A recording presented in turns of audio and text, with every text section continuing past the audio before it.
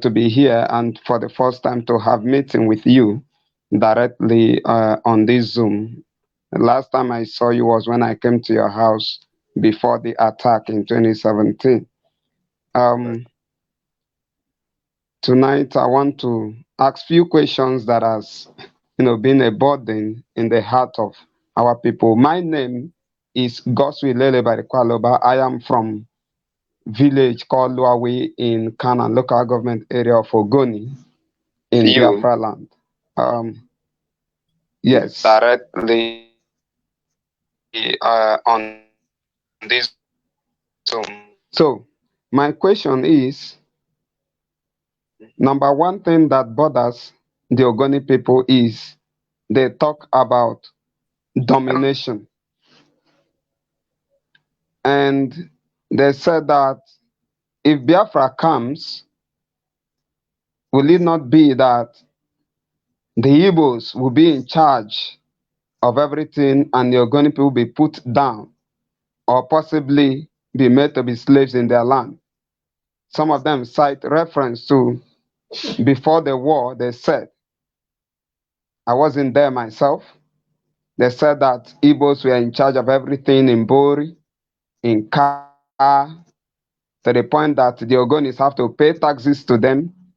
Women coming from farms have to pay tax, and the markets were decided which day to open and which day to close by the Igbos. That these are the things that they faced at the time, even before the Civil War.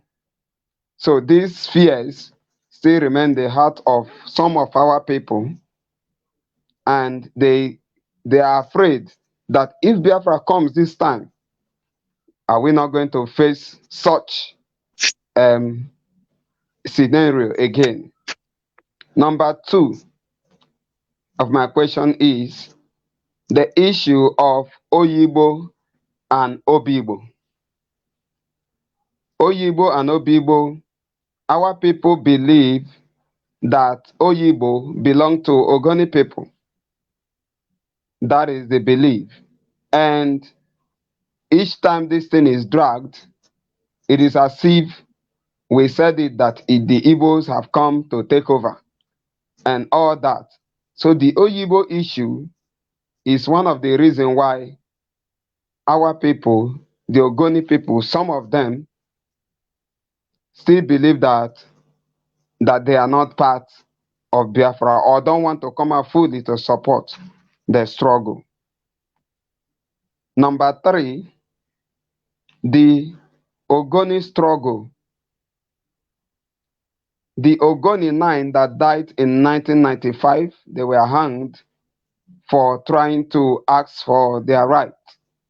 And this also is one key factor in Ogoni land. They felt that they have something they are also trying to get. And for this reason, whether or not they are doing it, they feel they needed a separate state. And this is one of the reasons.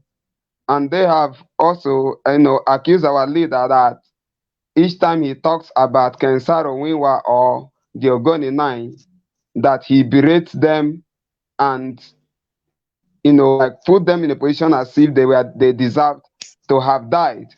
And these are some of the issues raised by some of our elders. Then number four, I would like our leader to, by this meeting also, throw light on how is it going to be finally when Biafra comes, what is the fate of the Ogoni people? Because some are afraid that it will be another Nigeria scenario. Thank you very much, sir. Thank you very much. Thank you very much, Mr. Lily Barry Godswill. Yes, can we have our leader answer that if it's clear? Thank you very much. Thank you. I'm here. I will mix your. I think by the two answers I'll provide, it will have taken care of the four questions that you asked, Goswill. I know I respect your diligence. I like the work that you're doing. And the work that I believe that the Ogoni nation will do in Biafra in years to come.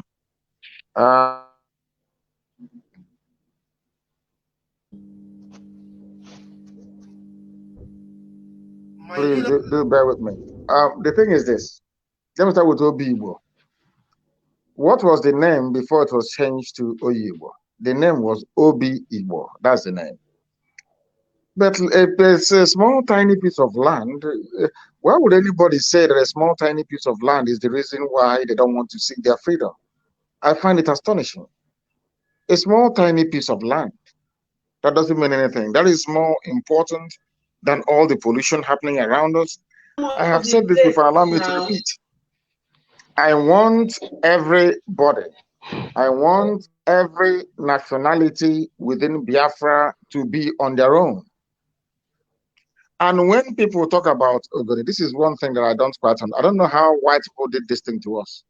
A white man came into our land, divided us so much that we do not know who we are anymore. Ogoni cannot live in isolation. Every clan, where we come from, Arochukwu is a clan of people. Do you understand me?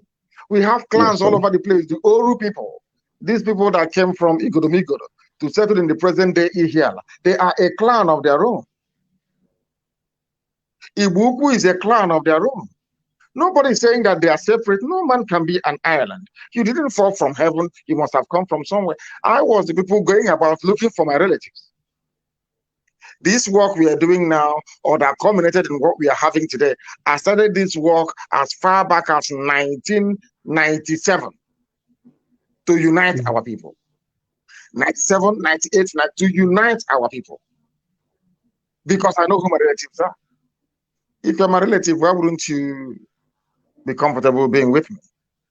That is the same thing that used to happen. You see this thing that you're saying about people having this fear about Igbo domination. Do you know that where we come from, I'm from so-called Abia State. Let me use it for the purpose of this very meeting. Do you know that in Abia State, in those days, they used to say Anambra people are the problem, they will dominate us. If we get Biafra tomorrow, Anambra will dominate. You go to Enugu, that was the same argument that CCONO was making. If we are free, then Anambra will dominate. That he was saying why what people will suffer. It's something that we're having with the Ogoni people. I don't like it. We are one people. But that doesn't mean we are going to run down anybody's culture or way of life. If you go to Abreba, Ejagam, Abreba and Ejagam people are the same thing. One people. A white man came, he used Willings Commission, they used the Boundary Commission to cut us into pieces. When I was at Government College, my alma mater, we went to the same school. We are one people. But sometimes we allow minor things to get into our way of reasoning. We allow meaningless inferiority complex to overtake us. I am from, so to say, Abia State today. But I don't think there is any Anambra man or woman who doesn't believe in my leadership. But many years ago, people will say, oh, if you're not from Anambra, nobody will follow you. Only them wants to do. That is all rubbish. I don't believe in it. Obi-Igbo is nothing. If relocating the whole people in Obi-Igbo to another land to make our people become part of Biafra, then so be it. All those things are meaningless. We all want to be free, to grow our economy, to live in a land we're all going to be very proud of. I said it during my brief broadcast a while ago. Anytime that somebody tells you an Igbo man wants to suppress you, that person is your enemy. We believe in autonomous community. I'm not saying they are not horrible. Of course, there are horrible people. People have come out to say before, oh, only Anambra can rule. Is this stopping us from doing what we are doing? People are bound to have their own opinion. And the fate of Ogoni people within Biafra is very simple. If Ogoni wants to exist as a separate entity on their own, they're more than welcome to do so. If they want to look for their people, their flesh and blood, then they're more than welcome to do so. But everybody is going to be free in Biafra. We are going to take freedom to the grassroots. Languages will be preserved, everything. Nobody. I have said before, we are going to have independent nations within Biafra. Because I want to speak Igbo language. I don't want anybody to, I don't want to force anyone to speak Igbo. I mean, I love Ibibio language. I don't want anybody I don't want Ibibio language to go into extinction. I don't want Ogoni language to go into extinction. I want all these languages to be respected. I want their culture to be respected. We are going to build something unique. that will astonish the white man. The white man came to try to make us, mold an identity for us. And that is very, very wrong. I do not disparage the Ogonina, and I actually went to see Mite. I think that's one of them, the one that survived. I went to his office to see him in the year 1998. His office used to be around Niger Street. Me, myself, I went there to see him face to face personally, to preach to him what I'm preaching to you today. Mite, his name is Mite, the lawyer. He knows me. I went to see him, and we're communicating for very many years until we lost communication. The only guarantee you need in Biafra is the Constitution of Biafra. And in that very Constitution, the right of every individual and clan, should they wish to go the separate ways, is enshrined. In our new Constitution of Biafra, anybody who wants to leave Biafra and be on their own is more than welcome to do so. Every nationality within Biafra will have their own national anthem and their own flag. Their own identity will be respected. Our police are not going to carry any guns. The army cannot invade anywhere on somebody's authority. So we're not going to run a totalitarian state. So nobody has anything to be afraid of.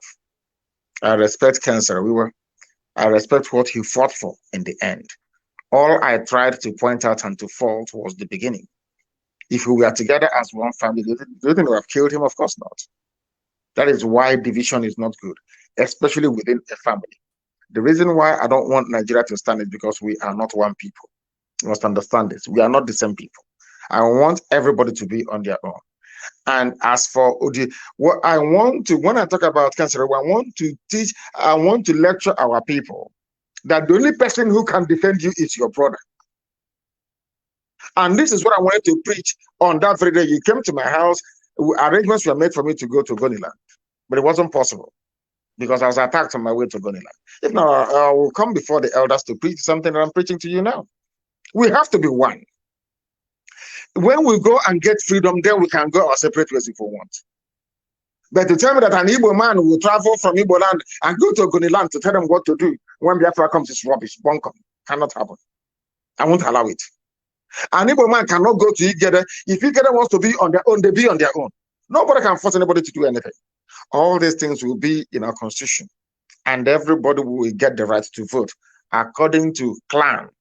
Every clan will vote to join. If we're going to vote and says they don't want to join Biafra, I wish them all the best with Fulani Janjaweed. But if they come with Biafra, I know the type of future that awaits them. Thank you very much.